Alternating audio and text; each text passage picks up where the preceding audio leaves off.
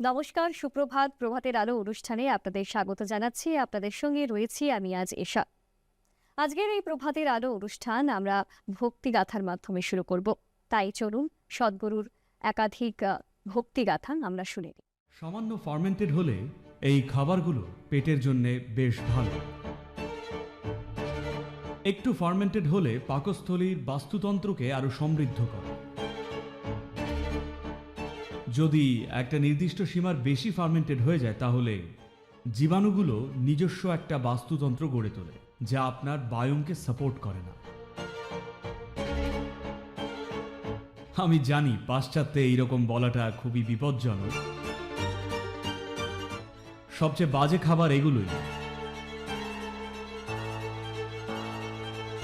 Fermented খাবার খেলে কি মানুষের অনুভব ক্ষমতা বাড়ে বা কমে? আমাদের কি এই ধরনের খাবার এড়িয়ে চলা উচিত? সাম্প্রতিক এক গবেষণা দেখা গেছে যারা বিভিন্ন ধরনের ফার্মেন্টেড খাবার খান তাদের সঙ্গে যদি যারা সাধারণত ফাইবারযুক্ত খাবার খান তাদের তুলনা করা হয়, সেক্ষেত্রে দেখা গেছে ফার্মেন্টেড খাবার যারা খাচ্ছেন তাদের পাকস্থলীর ভিতরের যে বাস্তুতন্ত্র তা বেশি ভালো থাকে এবং পাকস্থলীতে প্রদাহের লক্ষণও কম হয়। আমি সবাইকেই পরামর্শ দেবো উদ্ভিদভিত্তিক খাবার খাওয়ার পাশাপাশি বিভিন্ন ধরনের ফার্মেন্টেড খাবারও যেন আহারে রাখেন। যে কোনো প্রাণীজ খাবারের ফার্মেন্টেশনই। প্রাণীজ খাবারের ফার্মেন্টেশন মানে বলতে চাইছি, যেমন কিছু সংস্কৃতিতে মাংস ফার্মেন্টেড করা হয়, রীতিমতো পচিয়ে মাংস খাওয়াকে সেখানে উচ্চমানের ধরা হয়। পৃথিবীতে কিছু জায়গা আছে যেখানে এইভাবেই খাওয়া হয়। এভাবে খাওয়াই সব থেকে খারাপ, কিন্তু সেই কালচারগুলোয় এটাকেই উচ্চমানের বলে ধরা হয়, কারণ সেই কালচারগুলো অত্যন্ত শীতপ্রধান অঞ্চলের সংস্কৃতি অথবা বছরের বেশিরভাগ সময় বাকি পৃথিবীর সাথে তাদের যোগাযোগ থাকে না। তাই কিছু খেতে হলে তাদের পচা মাংসই উপভোগ করে খেতে শিখতে হতো, না হলে খাদ্যের অভাবে হয়তো মারাই পড়তেন তখনকার দিনে। একইভাবে হ্যাঁ, আমি জানি পাশ্চাত্যে এইরকম বলাটা খুবই বিপজ্জনক। চিজ বা পনির, যা একই ধরনের প্রক্রিয়া থেকেই তৈরি হয়, যখন শীতকাল আসতো তখন শক্তি যোগাতে মানুষের কাছে কিছুই খাবার থাকতো না, একমাত্র থাকতো চিজ বা পনির। আমি বলবো এই খাবারগুলোই সবচেয়ে মারাত্মক যেখানে অনুভব শক্তির কথা আসে। যখন অনুভব শক্তির কথা বলছি, ব্যাপারটাকে এইভাবে দেখুন, যা কিছুই আপনার শরীরকে ভারী এবং নিরেট অনুভব করায়, যা খেলে মনে হয় শরীর তা হজম করতে হিমশিম খাচ্ছে, বুঝবেন সেটা অনুভব শক্তির জন্য ভালো নয়, কারণ শরীরটা সেভাবেই তৈরি। যখনই কোনো একটা কাজে অত্যাধিক শক্তি ও শ্রম লেগে যায়, অন্য কাজগুলো তখন পিছিয়ে পড়ে। ব্যাপারটা এতটাই সরল। ধরুন আপনি নিজের ফোনে অত্যাধিক ভিডিও দেখে চলেছেন, এবার যেই ফোন করতে গেলেন দেখলেন ব্যাটারিটাই শেষ। এক্ষেত্রেও তাই, আপনি এটাকে একটা মাত্রায় এতই ব্যবহার করে ফেলছেন যে অন্য মাত্রাটা কমে যাচ্ছে। তাই হজমের প্রক্রিয়া, যা কিনা বেঁচে থাকার জন্যে অত্যাবশ্যক একটা প্রক্রিয়া, এটাকে যথাযথ অবস্থায় রাখাটা খুবই গুরুত্বপূর্ণ। কিছু ফার্মেন্টেড খাবার নানানভাবে পাকস্থলীর জীবাণুর বাস্তুতন্ত্রকে আরও সমৃদ্ধ করে। তাই ফার্মেন্টেড খাবারের ক্ষেত্রে সবসময়ই আপনার নিয়ন্ত্রণ থাকা প্রয়োজন। যেমন এই দক্ষিণ ভারতেই একটা ফার্মেন্টেড খাবার যা প্রতিদিনই সকালে জল খাবারে খাওয়া হয়ে থাকে, সেটা হলো ইডলি কিংবা দোসা। কন্যাকুমারী থেকে ব্যাঙ্গালোরের বাইরের কোথাও বানানো ইডলি দোসা খাই না, কারণ একটা বিষয় হলো ইডলিগুলো গল্ফ বলের মতো শক্ত হয়। দক্ষিণে ইডলিগুলো ফুলের মতো নরম লাগে। যতই আপনি উত্তরে যাবেন মনে হয় যেন শক্ত গল্ফ বল। তার উপর ওরা ঠিকভাবে ফার্মেন্টেশন করতেও জানে না, একটু অতিরিক্ত ফার্মেন্টেশন করে ফেলেন। তাই দক্ষিণে সকলেই, এখন দক্ষিণেও মানুষ ভুলে যাচ্ছেন, নয়তো সব বাড়ির মেয়েরাই জানতেন, শুধু কোড়ে আঙুল দিয়ে ছুঁয়েই বুঝে যেতেন যে না, এটা ব্যবহার করা যাবে না। তারা এমনিই বুঝতে পারতেন। অথবা যদি খুব বেশি সংবেদী নাও হন, গন্ধ শুঁকেও এটা আপনি বুঝে যান যে এটা এমন পর্যায়ে পৌঁছে গেছে বা ফার্মেন্টেড হয়ে গেছে যে আর খাওয়া যাবে না। তো এইরকম অতিরিক্ত ফার্মেন্টেশন হয়ে গেলে আমরা সেটা ফুল গাছে দিয়ে দিতাম, কারণ এই ধরনের ফার্মেন্টেড জিনিস পেলে গাছে ভালো ফুল ধরে। কিন্তু একবার একটা সীমা পেরিয়ে যাওয়ার পর আমরা সেটা আর খাই না। পরের বিষয়টা হলো দই, যাকে বলেন ইয়োগার্ট। দইটা এক রাতের মধ্যেই পাতা উচিত, যেন তখনও মিষ্টি লাগে। যদি টক হতে শুরু করে, সামান্য টক হলে ঠিক আছে, কিন্তু বেশি হয়ে গেলে আর খাওয়া যাবে না। কারণ যদি নির্দিষ্ট সীমার বেশি ফার্মেন্টেড হয়ে যায় তাহলে জীবাণুগুলো নিজস্ব একটা বাস্তুতন্ত্র গড়ে তোলে যা আপনার বায়োমকে সাপোর্ট করে না। সামান্য ফার্মেন্টেড হলে তা বর্তমান পরিবেশকে আরও পুষ্ট করে।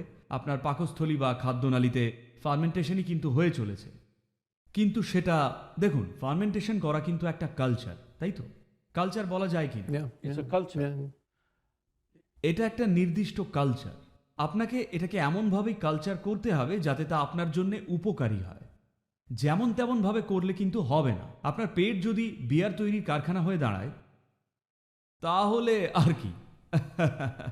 আপনি অনুভব শক্তি কিংবা পারসেপশনের কথা বলছিলেন। অনুভব শক্তির জন্য আপনার পেটকে আরও বেশি করে সিগন্যাল পাঠাতে হবে যাতে বেশি সচেতন এবং তৎপর হয়ে ওঠেন। কিন্তু যদি ক্লান্ত বোধ করায় তাহলে অনুভবের প্রশ্নই ওঠে না। তাই একটা বিষয় হলো যে যে কোনো প্রাণীজ খাবার যদি ফার্মেন্টেড হয়ে যায় তাহলে আমরা সেটা খাই না, একেবারেই না। খেতে হলে একটু দই খেতে পারেন, কিন্তু সেটাও এক রাতের বেশি যেন না পাতা হয়ে থাকে। পাতুন 6 থেকে 8 ঘন্টা মতো। গরমকাল হলে শুধু 4 থেকে 5 ঘন্টা। এভাবেই ফার্মেন্টেশন করা হয় খুব যত্ন সহকারে।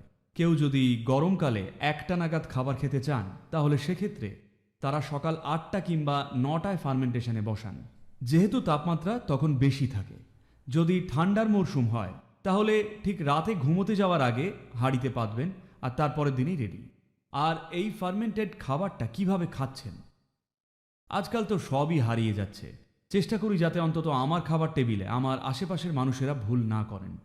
আমাদের বাড়িতে যদি দই থাকে যা সদ্য জমেছে, আমরা কিন্তু সোজা চামচ ঢুকিয়ে দইটা যা খুশিভাবে নিই না, নিলে একটা পাশ থেকে আলতো করে তুলি। আমাদের সবসময় বলা হতো এটা জীবন্ত, খুব যত্ন করে তুলতে হবে। ঠিক একটা পাশ থেকে আলতো করে তুলে এটা খান, এটা জীবন্ত। আপনি যেমন তেমনভাবে হাঁড়ি থেকে তুলতে পারেন না। দেখুন, আমেরিকাকে অনেক কিছুই ঠিক করতে হবে। আজ যে অবস্থায় আছে আমি তাকে অসম্মান করছি না, কারণ জানি মাত্র 200-250 বছরই কেটেছে যখন তারা এসেছিলেন। এই জায়গাটা ছিল অকৃত্রিম বনাঞ্চল। সেই সময় যেখানেই জায়গা পেতেন সেখানেই সবাই বসে বা দাঁড়িয়ে খেতেন। কিন্তু আজও তেমন করার দরকার নেই। আজ তারা নির্দিষ্ট একটা স্তরের শিক্ষা, সভ্যতা, সমৃদ্ধি অর্জন করেছেন। এখন অবশ্যই নিজের জন্য যা সবচেয়ে ভালো সেটাই করুন। আমি আপনাদের আমার একটা অভিজ্ঞতা বলি। একদিন আমি ওয়াশিংটন ডিসিতে গাড়ি চালাচ্ছিলাম, বিজনেস ডিস্ট্রিক্টে, পলিটিক্যাল পার্টি নয়। বিজনেস মানে যেখানে সিইও, লয়ার্স ইত্যাদিরা থাকেন। তো আমি তখনও জানতাম না তারা কারা। দেখছিলাম সিইওরা সবাই 35 বছরেরও কম বয়সী, তরুণ তরুণী। স্পষ্টতই আইভি লিগের কোনো প্রতিষ্ঠান থেকে নিশ্চয়ই তারা এসেছেন। আর তাদের পোশাক পরিচ্ছদ আর চেহারা দেখে বোঝা যাচ্ছিল সকলেই খুবই সচ্ছল। সকলেই দেখি বাইরে দাঁড়িয়ে। তখন ঘড়িতে প্রায় বেলা 12:30 কিংবা 12:45, বোধহয় লাঞ্চ আওয়ার চলছিল। তো ওখানে কিছু কার্ট বা ওই ঠেলা গাড়ির মতো ছিল, ঠিক স্পষ্ট মনে নেই, সম্ভবত হটডগ না কি কুকুরের মাংস বা গরুর মাংস বিক্রি করছিল। সেখানে পুরুষ ও মহিলারা সকলেই খুব ভালো পোশাক পরে, আর প্রত্যেকে ওখানে দাঁড়িয়ে দাঁড়িয়েই খাবার হাতে নিয়ে হিংস্রভাবে কামড়ে কামড়ে খাচ্ছে আর গিলছে। আমার ওটা দেখে চোখের জল চলে এসেছিল প্রায়। এটা কি দশা করেছে মানুষ নিজের। তারা প্রত্যেকেই সচ্ছল, অন্তত মাটিতে বসে ভালোভাবে খেতেই পারেন, কিন্তু না, খাবারটা কামড়ে গিলছেন। এমনকি একটা বন্য পশু এভাবে খায় না। এটা একদমই ঠিক নয়। খাবারটা কিভাবে খাচ্ছেন, সেটা কি খাচ্ছেন সেটার মতোই গুরুত্বপূর্ণ। কারণ আপনি আর খাবার দুটো আলাদা বস্তু নয়। আপনার শরীর যে খাবার খান, যে মাটিতে হাঁটেন, যে জল খান, যে বাতাসে শ্বাস নিচ্ছেন, এগুলো আপনার থেকে একদমই আলাদা নয়। এই আপনি ঠিক ওইগুলোই। আমাদের শুধু ব্যক্তিগত অভিজ্ঞতা আছে এই যা।